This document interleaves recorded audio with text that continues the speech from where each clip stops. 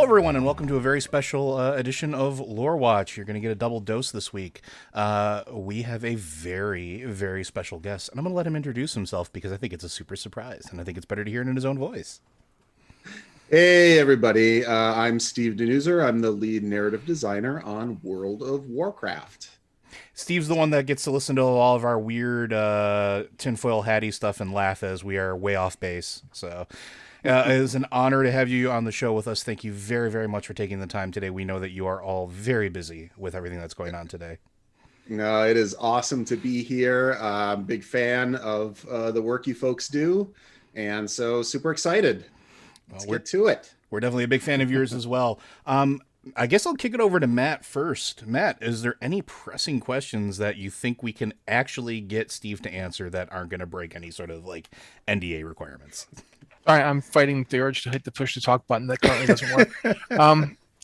So we're now, having seen a little bit of the con, we're now clear that, since the Anduin story didn't end up going anywhere, we're moving in this new My Little Pony direction. I'm really excited about it. Seriously, I know you can't tell us too much about what we're going to see, but you've been getting to work. This is a story that you guys have been setting up since you can go back a long way here. We could probably safely say some of this is from Warlords of Draenor even. Since you guys have to tell storytelling the way you do, you have to tell stuff in basically you drop a big patch and then people devour it and then they wait. How do you feel that affects how you guys roll out this kind of stuff? How do you get your story beats lined up? How have you been preparing for this moment? Yeah, it's certainly it's a great medium to work in, but it poses challenges like anything else, any other form of storytelling. So it has its own benefits and things that can be challenges. But for like this long-term storytelling, we definitely do take that long view, and we plan things out in advance. And we've learned a lot over the years in terms of pacing and how things work well, and some things that didn't work as well.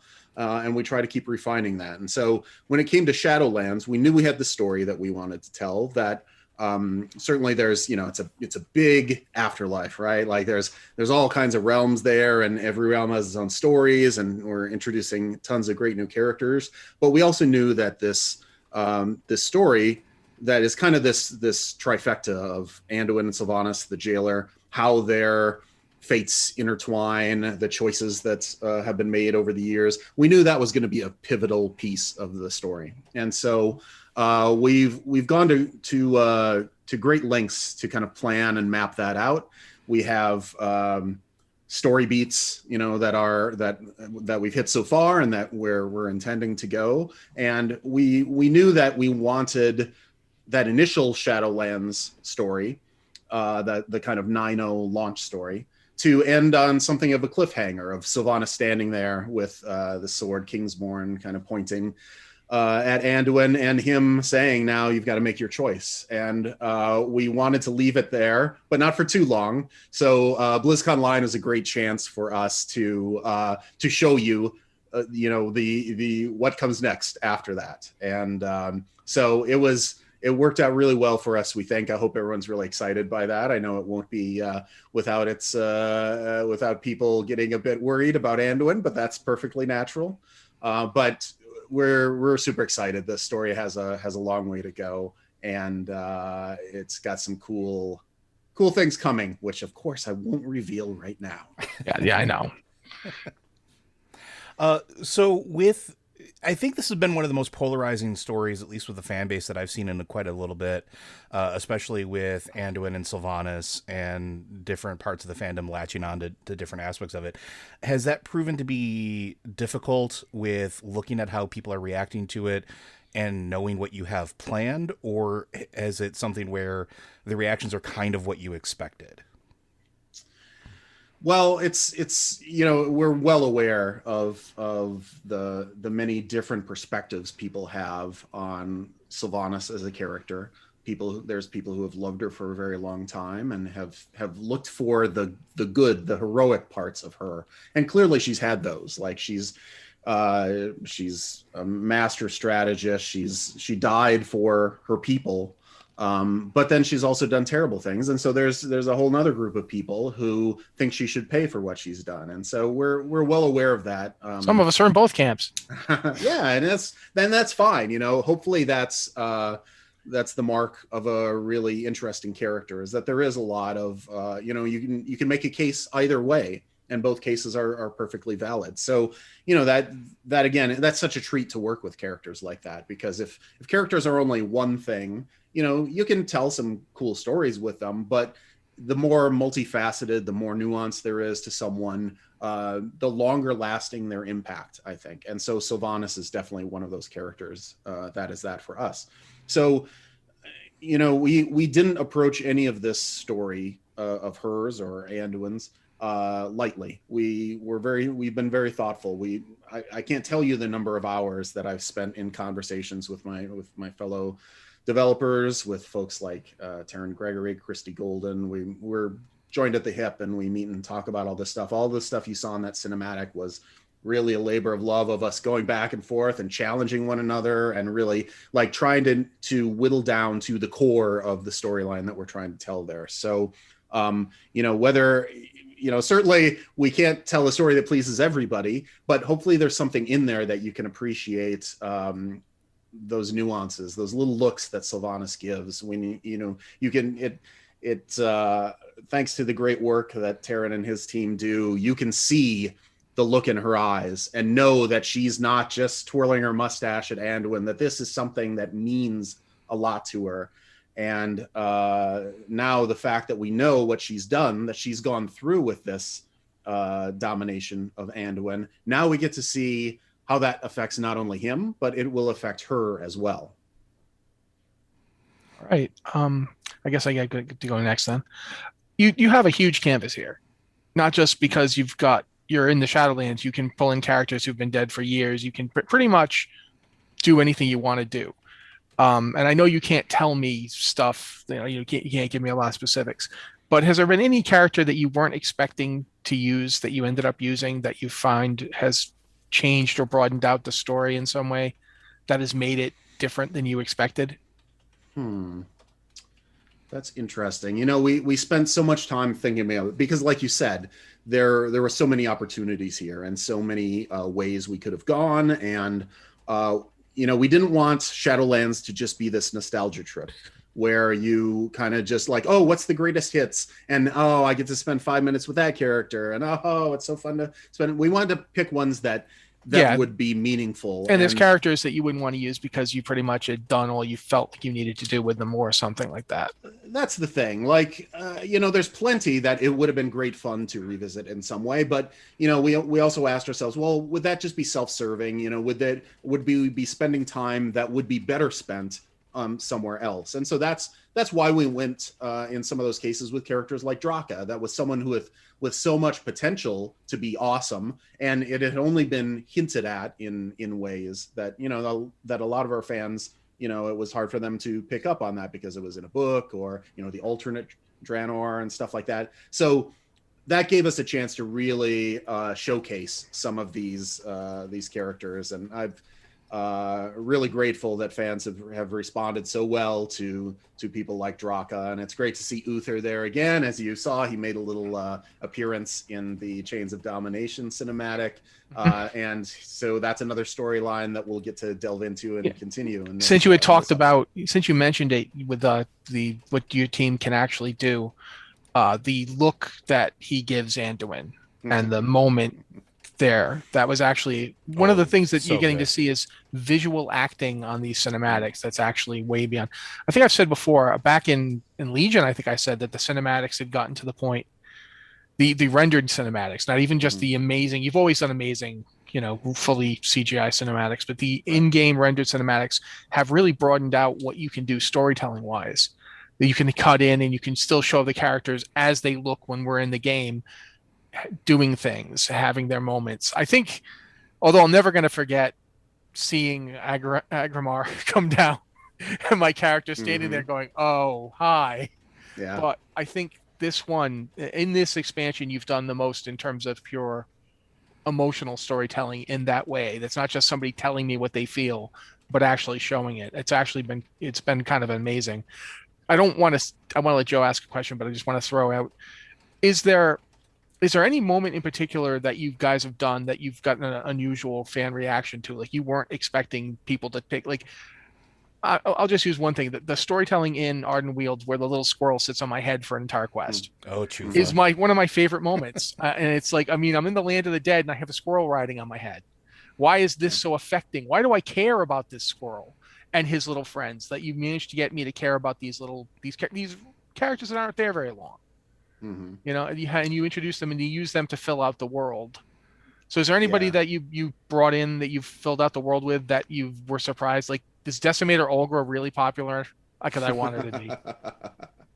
Yeah, people love things like that. And you know, that's really the secret sauce of our team, because that's really the stuff that, you know, we have so many wonderful designers and artists and folks who put their passion into this game. And so, like, you know, the big cinematics and stuff, they get lots of attention and they get lots of love, and deservedly so.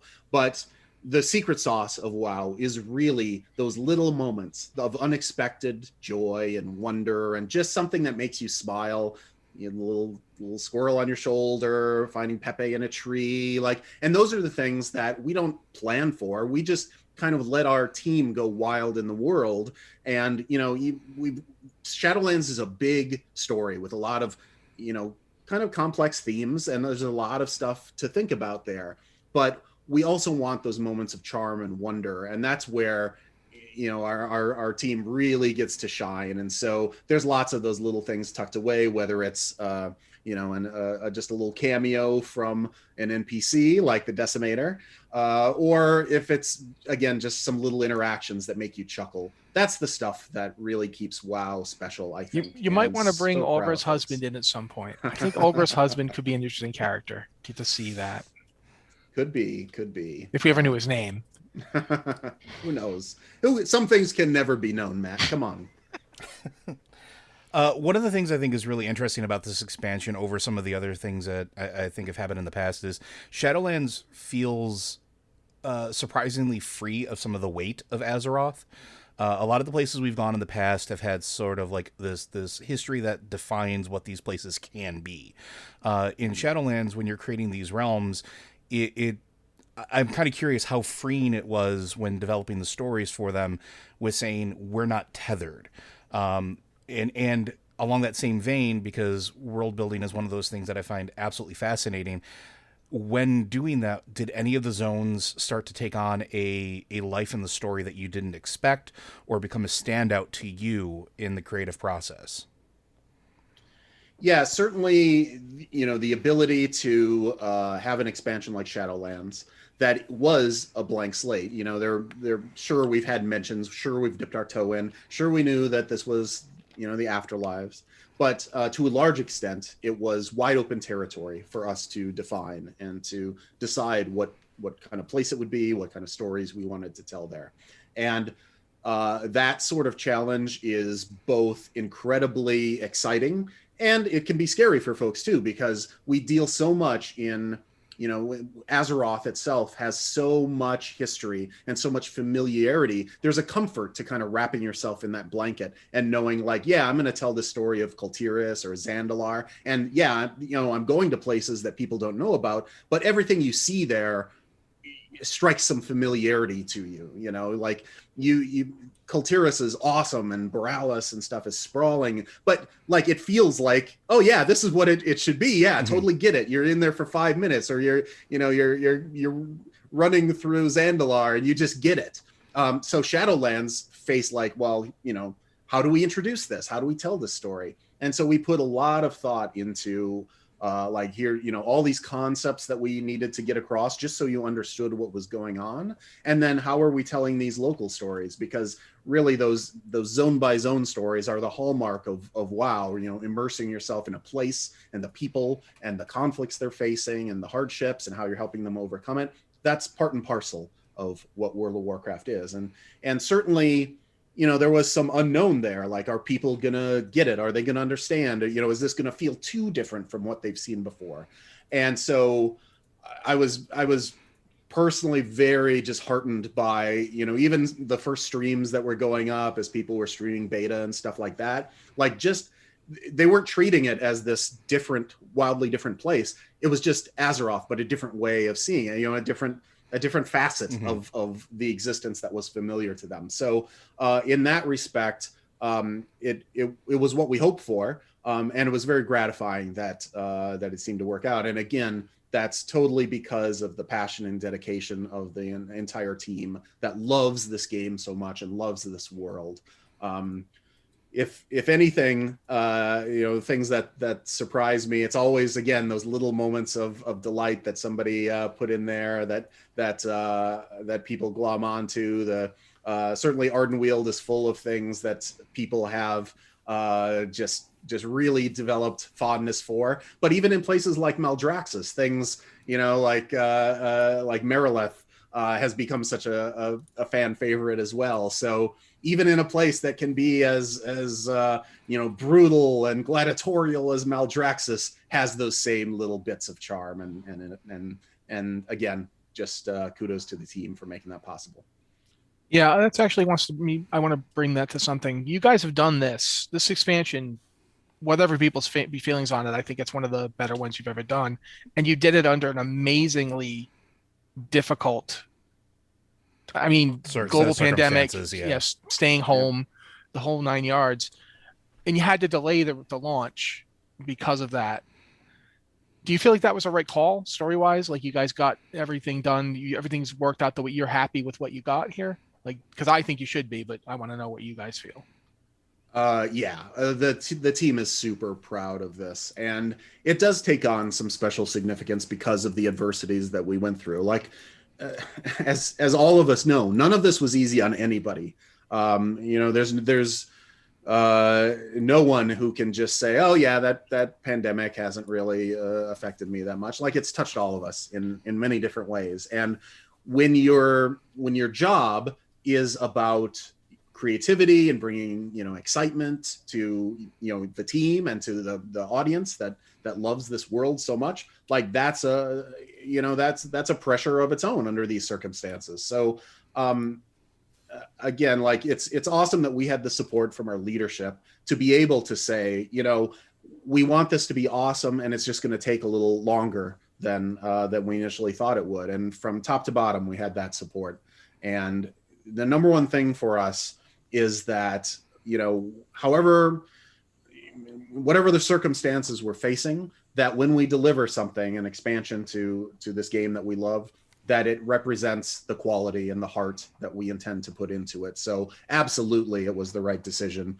We never want to make people have to wait longer than they want to for content, but we want it to be the awesomest thing it can be. And that takes time sometimes, especially under these circumstances. Obviously these things mirror the world that they're made in. Mm-hmm. And going back, like I said, since this is long form storytelling, since you're going to be working on something for years, you might come out with like, hey, let's do an expansion that's all about demons invading. And then 2016 happens. And you're like, oh, and the next expansion where there's a pointless war being fought over resources and we're all kind of unhappy about it, but we have to fight it. And meanwhile, the old gods. And then, the past 4 years are happening while that story is unfolding. Does it ever feel like you guys have got some kind of strange prophecy ball here that you're working on, that you're like predicting things? Well, I hope not. I hope the secret isn't that World of Warcraft is somehow prescient in its predicting things. No, like, the world is reflected in our day-to-day lives, our day-to-day work. There's no way that it isn't. But the great thing about working on this game, though, is that it's also aspirational, so that no matter what we're facing in life, Azeroth is a place that we can be, sorry if this is going to sound corny, but I mean it, like our better selves, like our best selves can go into this world, and we can see ourselves in a way that it can be hard to sometimes in life. And that's one of the most gratifying things as I've met players over the years of MMOs that I've worked on. It's that so many of them are grateful for this. I won't call it escape, even though, you can think of it as an escape from reality, but it's really like just being able to engage in kind of an ideal place where you can, stand beside people from all over the world and just do these wonderful, fun things and just, get fancy armor and look cool and have mounts and pets and all of that stuff. But it's just a very enriching part of people's lives. And, my wife often says, when I'm down in the world in the game, I can go do something. Like if I have a problem, I can do something. I don't have to just sit here and take it. So yeah, there is that. Yeah, that's I don't have any illusions that we're curing cancer or like frontline workers who've been so amazing through this pandemic. Like they're the true heroes. But I do strongly feel that games like this, these worlds that our team and many other teams around the world make, they have value and that they have substance and that they can bring good things to the world. And that's where I take my pride. That's one of the things that keeps me going no matter what we're facing in the world is I know that we're bringing some light and some hope to people, and even in a small way that feels really good. I think it's also especially really nice to point out, like, these types of games, they have value, and I call it reality augmentation, just like you have that enrichment, where we can do things together and uncover things together, and it's sort of like that quest for cooperative experience sort of like just kind of happens, and it fits so naturally here. And it's also one of those things where I think you have built in some pretty big moments in the story beats that sort of help facilitate that a lot too. They feel very grand. They feel very important, especially when you're doing them with friends, or you don't feel alone in those moments, even when you're playing them alone. So first, I mean, I want to say thank you for that with the development of the story in that regard, because you never feel like you're truly alone, which is really, really interesting, especially for anybody who plays these games solo. Between the companions, the NPCs you interact with, the number of NPCs you interact with at a very close level, phenomenal work as far as that goes. The other thing that I was going to point out or ask about is, over the last several years, it seems like there's been a very concerted effort to have one narrative voice. Is that accurate? Has there been something that as a group, as a company, you've sat down and said, questing and storytelling and lore and everything is going to start, actually interacting with each other? Because for a while there, it felt like there was a little bit of a disconnect earlier on in WoW's evolution. And over the last several expansions, it's definitely seemed like you've kind of got one point you're all working towards. Well, I've been on the team only for, I guess it's about 6 years now. And so I can't speak to, how things went before. But, like with any medium, people's, hopefully where our skills are evolving and that we're getting better at doing some of these things and that we're learning lessons from what went before. And, even if you look at those first expansions, Burning Crusade, Wrath of the Lich King, Cataclysm, like they were very much self-contained stories, and they were awesome for immersing yourself in that. And then everything wrapped up, and then you moved on to the next thing, and the pattern shifted, as I think entertainment in general has moved towards a more kind of a longer form storytelling, that our expansions started taking that on as well. And that's a tradition we've continued to evolve. And certainly Shadowlands, as you've pointed out, builds on threads and plots and characters that we've been working with over the last several expansions that we're building to these things. Again, hopefully it does feel more connected. We spent a lot of time in Shadowlands, and even in updates like Visions of N'Zoth, we tried to really make the story feel like it was embedded in the systems that you were engaging with.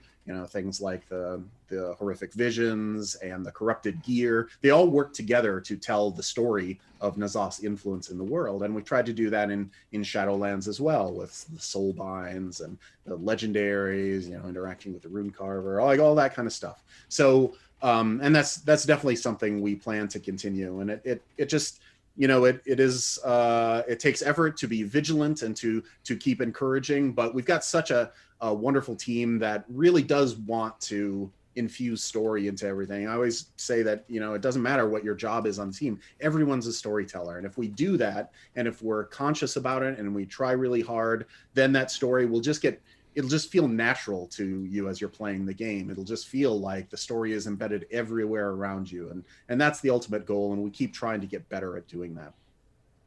All right, that's a good answer. I love you saying that. However, since we've only got a few minutes left, just between you, me, Josh, Joe, and the many people who will listen to this recording, so not a lot of people, Rune Carver is totally the premise, right? I'm sorry, who? No, I didn't think so.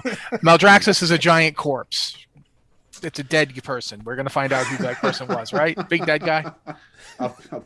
A big dead. I'm digging up bones, and there's big hairs growing out of it. Come on, man. Well, it is part of the story of Maldraxxus that the realm itself, and the other realms of the Shadowlands for that matter, kind of manifest what they need to do the job that is put to them. And so in Maldraxxus, you've got this immortal army that's supposed to be the best of the best. And so the land itself gives them what they need in order to create their necropolises and their fortresses and all of that kind of their stuff. Rivers of goo that they have for no reason. it's all there for a reason. Okay, I know, but I did want to at least ask a few of these questions, just because if I don't ask them, people can be like, "Why didn't he ask about that?" So, we'll hear about it later, I'm sure. Yeah, I do want to talk real fast about the Rune Carver, though.